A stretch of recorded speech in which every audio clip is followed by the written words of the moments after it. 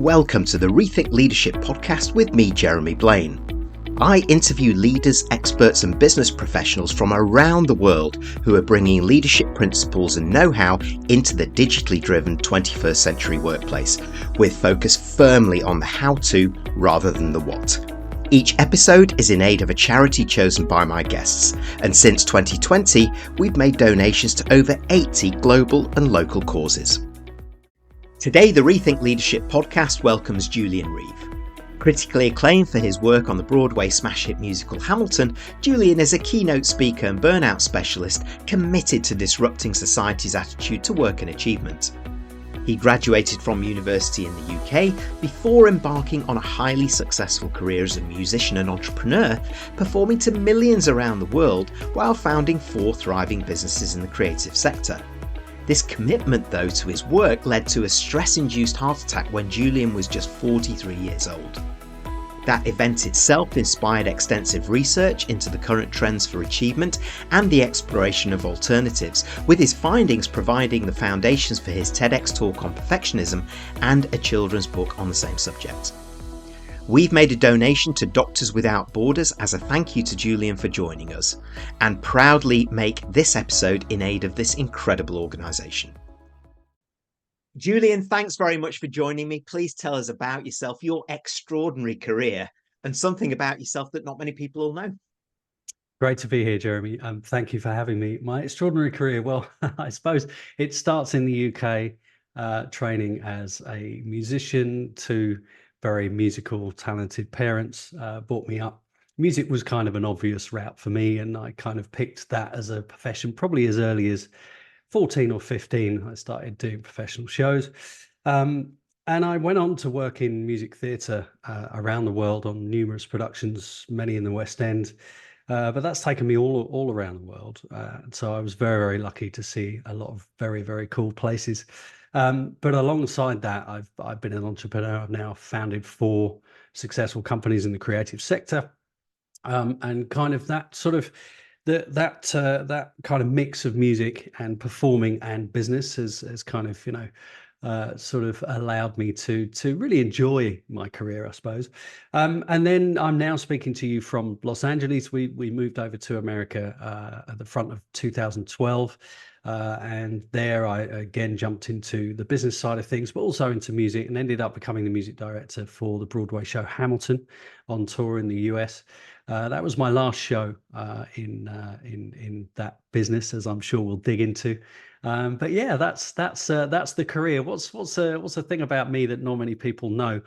Well, and this pains me to say right now, I'm a huge Manchester United fan. And it's hard living in a country where football doesn't really mean football. I'm not going to lie to you. A lot of my guy friends are Brits, and they're Brits because we can actually talk football, because I kind of need that. Right now, my team really, let's not talk about it. I'm kind of slowly sort of following Wrexham because of, the brilliant story that, is partly driven by Ryan and Rob from LA over here. So I kind of get both sides of that, which is the interest. But yeah, football's a real passion.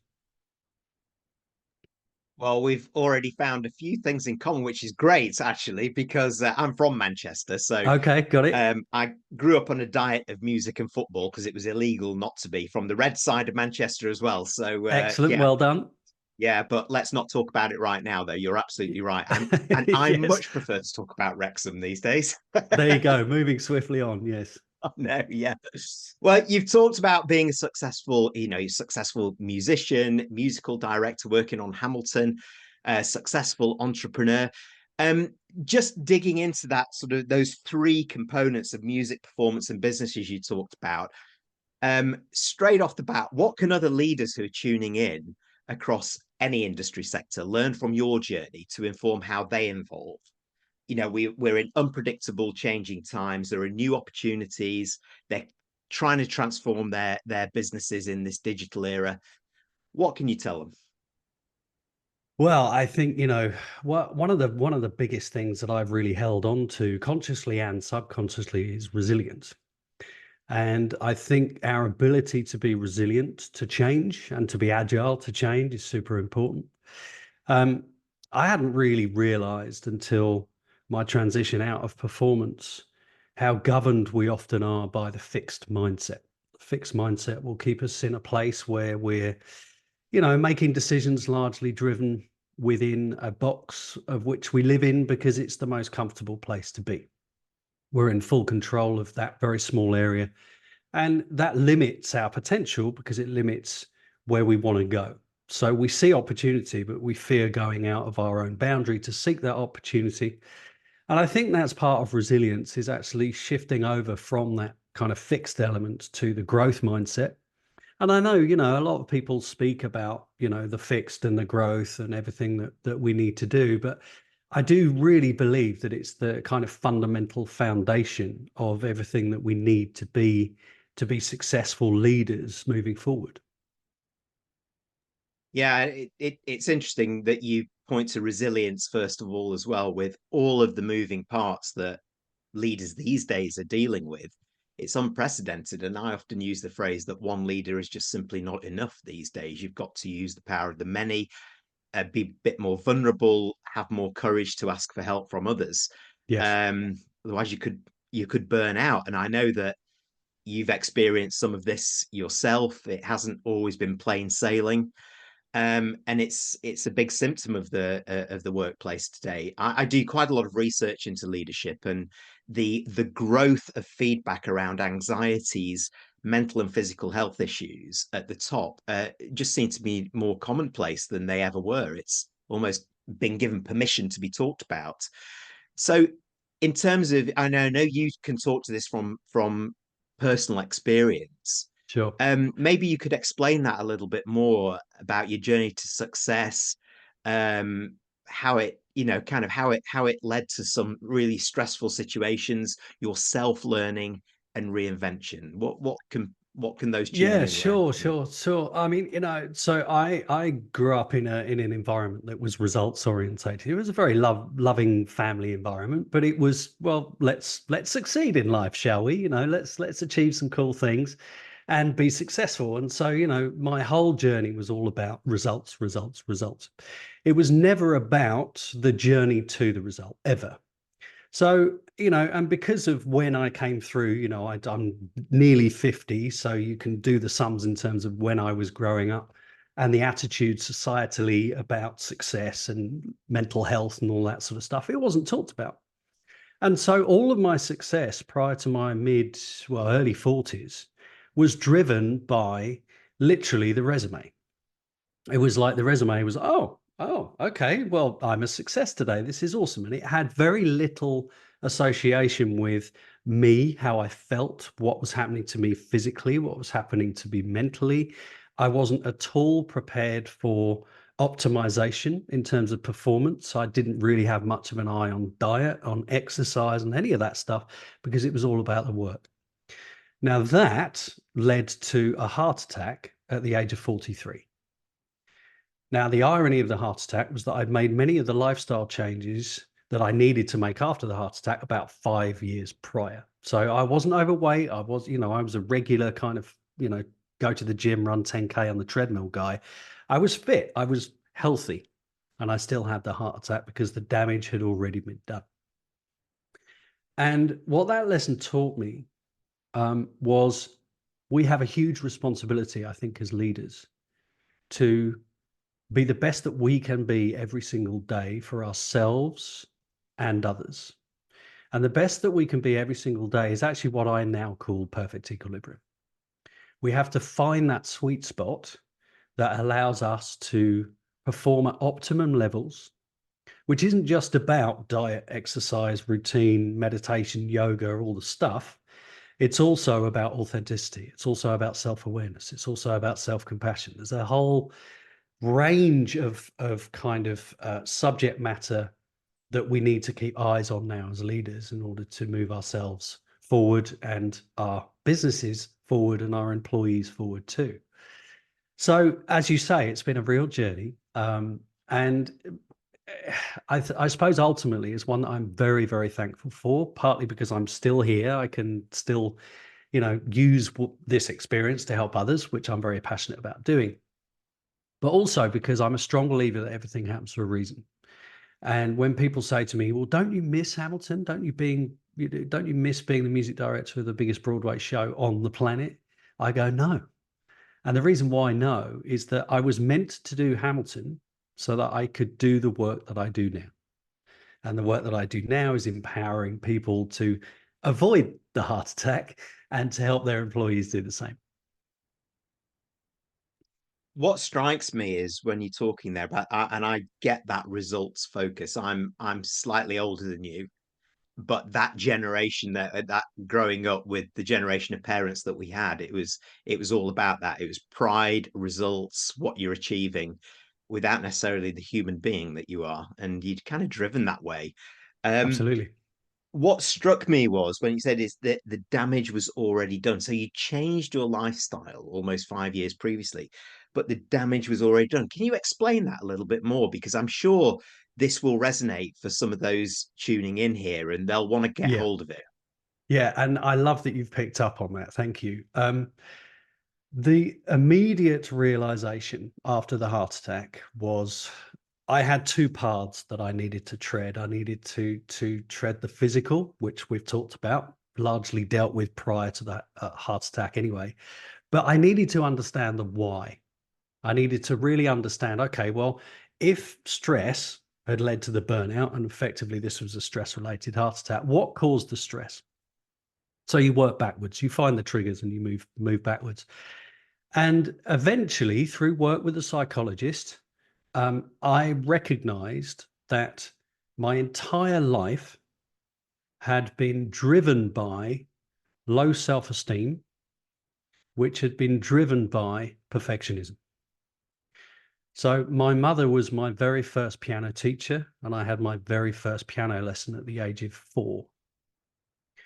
Very quickly, and I didn't really understand this until, probably only a few years ago in its full capacity. But realistically, when I was in my kind of optimum growth years as a child, a mistake at the piano gave my mother an opportunity to love me less. Didn't know that I was making those decisions. It was a subconscious choice, but that was the drive for my perfectionism. So the whole point at the piano was to never make a mistake because of that reason. Now, what happened was that consistent perfectionism grew into consistent low self-esteem. I was never good enough because I wasn't doing Hamilton when I was 15, right? Those were the demands that I put on myself, which has been the story of my life. And the parallel of that journey is that it's fueled my success, but it's also damaged me. And part of perfect equilibrium is finding that balance. Wow. What you're saying resonates with me through my career and something that I went through a few years ago as well, which is scaring me right now, I actually have to say, Right. because I recognize the words perfectionism, low self-esteem, always trying to do more, be better, and please others, actually, is the other thing that Yep. I would add to the list that you've given there. And I had made a change too, and I think that's very important. There are some who will listen who will equally like me that will resonate with, but they've perhaps not had the courage to stop. They've not had the courage to go and find help from others. Is there any advice that you might be able to give them to help them make that step forward? Yeah, great question. Yes, I think first of all, put yourself into what I call the dream state. And just imagine for a second what you might be able to achieve were you free of what you feel, right? And let's take self esteem as a prime example. I think, the problem with self esteem, well, there are many problems with self esteem, but, you know, what I realized through my own journey is that we have layers. If we think of a rock that's broken open and we see all this strata, and we literally see history in front of us in terms of, wow, this rock is 100 million years old, and this is where it started, and this is where it went to. We're exactly the same as human beings. And what we start with is a childlike state that knows nothing other than endless hope and fun and joy. And what happens over a period of time is that we start to put these layers on top of ourselves. And most of the layers that we put on top are protection mechanisms that we add on as kids. Some of it's perfectionism, some of it's self-esteem, all of the stuff. And so it goes. Now, as we grow older, we outgrow those mechanisms, but we don't recognize that we've outgrown them. So a great place to start for anyone who is listening to this and connecting with this message is to literally sit down and imagine a normal working day or a normal working week and figure out all the things that affect you. So think about all of the negatives, all the things that screw with you, like comparison, for example, like perfectionism, like procrastination, like imposter syndrome, like anxiety, like stress, like loneliness. The list is endless. But try and be as succinct as possible in identifying what those things are. And that is the place to start, because then you have something tangible to attack, right? You have a list. Then from that point, and this is where it gets fun with stuff like perfectionism. If I hear one more time the phrase, but I value my perfectionism, I'm not changing. You know, if I had $1 for every time a client has said that to me, we'd be having this conversation from Barbados in a very nice villa on the beach, right? People value perfectionism. I get it. But the problem is that it also causes tremendous upheaval. Dig into my TED Talk. I did a TED Talk on perfectionism, reframing perfectionism. I can't remember the rest of the title, my bad, but you'll find it, Julian, Reeve, TEDx. And within that, I talk about adaptive and maladaptive perfectionism. There's good perfectionism and bad perfectionism. Do the research on that, and that will start to help you move forward. Another good one for perfectionism, and I would arguably say it's tangible for everything that I just talked about, is pros and cons. If you value something, write down the pros, but also be open to the other side of what that is. So perfectionism, for example, the pros are, yes, obviously it helps you raise your game. Your standards are higher than most other people's, et cetera, et cetera. But there are considerable downsides. Then figure out whether the downsides are actually worth the good stuff, and also learn to release some of the things that you don't need. So, for example, if you're a perfectionist over an email that goes to a boss or goes to an employee, that's one thing. If you're a perfectionist about the inside of your fridge and it has to be, completely mapped out in terms of alphabetical order and cleanliness, all that stuff, then maybe not. Nobody else is going to see it. So why not take that off your list and actually use the time to commit to perfectionism in other ways that will benefit you more? I think that lastly, I just want to say to people that connect with the self-esteem message. I think one of the hardest things that we have to deal with is the feeling of loneliness in that space, because we always feel incredibly alone, and we're not, ever. And the common humanity element of low self-esteem through self-compassion is really important. Everybody feels what you feel. Everybody feels what I felt for decades in my career. The trick is, and the power in our journey is accepting that, giving yourself permission to doing something about it, and to being kind to yourself as you explore, right? That's all we're trying to do, is explore what else there is. And when we explore, we find new things that speak to the problem that we're exploring, which helps us move forward.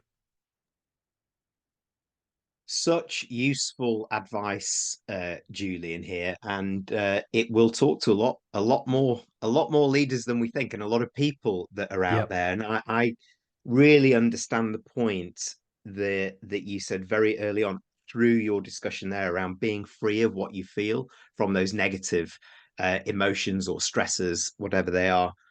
And the point about perfectionism, as much as stress, there is good and bad stress, there is good and bad perfectionism. So if Yep. I were to ask you with your vinyl collection, have you got that in some kind of order? What would you say? I would say my vinyl collection, if I could turn my camera over right now, you would laugh heavily Would I? because my vinyl collection is literally everywhere. It's all over the floor. It's like there's almost no order to my vinyl collection right now. That's a good way to sum it up. I think, what's fascinating about that example is that I realized through my work with the psychologist that largely my own perfectionism was only associated with music. So I'm not really a perfectionist in other areas of my life. I mean, I kind of am, but nowhere near as badly as I was with music. And when you do the sums as to why, with everything that I spoke about earlier about my mum being, my piano teacher, makes sense. Yeah, and I'm understanding your business and your the spirit of what you talk about, that perfect equilibrium is very meaningful too, as is the point you made at the end before around being kind to ourselves or kinder to ourselves. It's a good start point, that actually, for many. And there are therefore leaders out there who are treading a tightrope a little bit. Some are on top of this a little bit more, some not so Mhm. much, and are getting on top of it. So from your experience, what can leaders to do in terms of building their knowledge and skills that might help them manage the stresses, but also at the same time manage and lead all of these moving parts that we've got in business successfully? Mm. I mean, personally, it comes down to practice, routine, and awareness. I think, any leader would do very well to get on top of themselves on a daily basis Mm. through a routine, through a practice, whatever that needs to be. I'm not here to preach, well, yeah, you should be running 5 miles a day and you should be meditating, you should be whatever. It's not about that. It's about doing what works for you, but making the commitment to finding out what that is the first step. Because ultimately, a big part of perfect equilibrium is the realization that we will face stressors every day. We need to be as prepared as possible to face those stresses. But the only way that we do that successfully is to step up to the same plate in the same way, in the same state every day. We can't control what's coming at us, but we can control how we attack it and how we embrace it and how we address it. I think the next step above routine is self-awareness. Huge fan of self-awareness, and I learned so much from Dr. Tasha Eurich, who's now a friend of mine. I'm really happy to say she's a big addition to my life. She wrote a brilliant book called Insight, and my brain exploded. So this was probably just after I quit performing. I realized through Tasha's research that 95% of us think that we're self-aware. The actual number is between 12 and 15%. Now, it's little wonder that we burn out because we don't know that we're experiencing the stress that gets us to the burnout. We think we do, right? And so 3 questions I ask myself on a daily basis regularly. What am I thinking? What am I feeling? What am I sensing? And, some leaders will think, well, yeah, okay. But, it's like, what am I thinking? Well, I'm thinking about this, thinking about that. The whole point of these questions is that it's exploration that takes you forward, because a question has to produce an answer, which then allows the capability and the option and the opportunity for further questioning, which takes you even further forward. That questioning presents answers that allows you to position yourself differently. What am I feeling? Stress. Why are you stressed? What's the stressor? Where's it come from? Dig deeper. Can you move away from that stressor? What else can you do to avoid that stressor? Is it social environment? Is it, is it a connection? Is it a relationship? Whatever it is, right? And I think the combination of those two things help position every leader to then take their best self into their working day, which not only benefits themselves as individuals, but allows them to lead from a place of strength and allows them to lead from a place of equilibrium. Because I think, some of the leaders that I've worked with, some of the issue is that they are themselves affected too much by what's going on around them. And as a result, they don't lead well, and their employees aren't necessarily being as productive or as all of the stuff as they could be. And so that's why this work is so important, so that, the leader can literally stand up, say, okay, I'm in my own perfect equilibrium now. Here's what I have. The extension of that is helping your employees find their own perfect equilibrium. Yeah, there's a lot in there in these two initial points, though, of finding the routine and being prepared, knowing that you're going to face challenges and stresses and opportunities, both positive and negative, and showing up for them in a way I really get. And that astonishes me as well, the self-awareness. I think many more do feel that they're self-aware and possibly not as, or choosing to ignore the Yes, reality of it as absolutely. well. Yes. I'd kind of add a third, listening to you, which would be then, after you've got that in place, you lead well, lead yourself and lead others well as well. Going back just one step, you talked about what you ask yourself, what am I thinking? What am I feeling? What am I sensing? Can I just ask a quick question? What's the difference in the way that you frame it between feeling and sensing? Great question.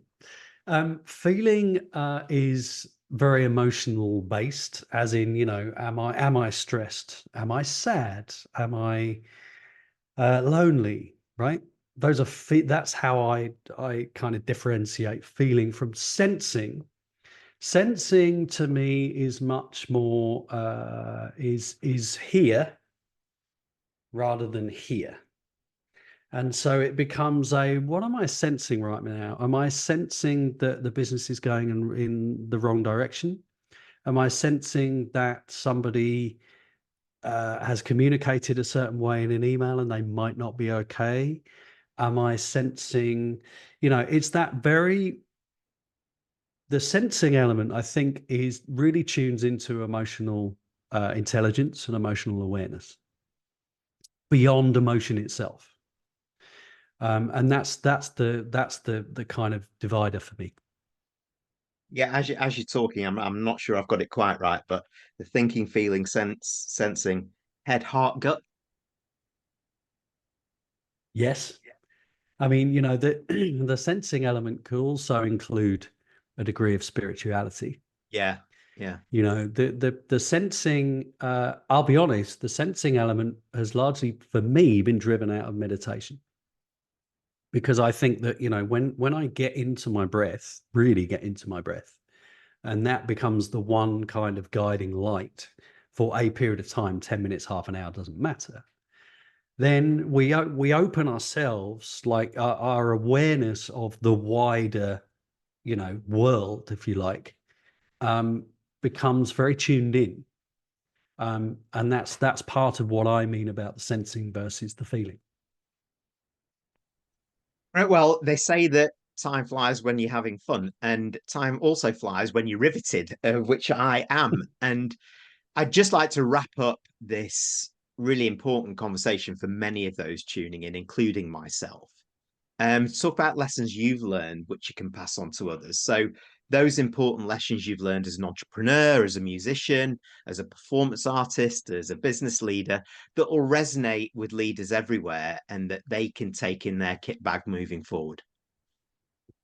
Yeah, I think the lesson as an entrepreneur is let the silence speak. What I mean by that is we spend so much time running around trying to find the answers that we really lean into the fact that the answer is sometimes stop and listen, react, go again. I think one of my kind of own superpowers as an entrepreneur is knowing when things aren't going very well and when I need to move direction. But I'm good at that because it's part of my monthly, even weekly routine. So dial that in as a business leader, you'll do very well for yourself. I think from a leadership standpoint, remember that people follow the why, not the person telling them the why. Um, a lot of the reason why I was the music director of Hamilton was nothing to do with my ability as a musician, and was everything to do with my ability as a leader. I'm a moral leader.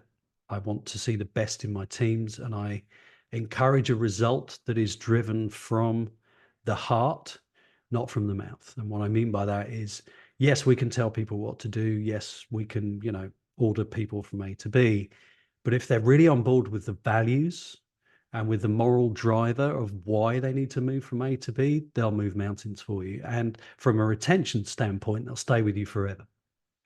Lastly, I would just say, listen to what your employees need, by being as open as you can be for their needs. Provide safe space and tell them that it's safe space, that they can communicate with you in the way that you would like to communicate with your boss, even though you don't have one, right?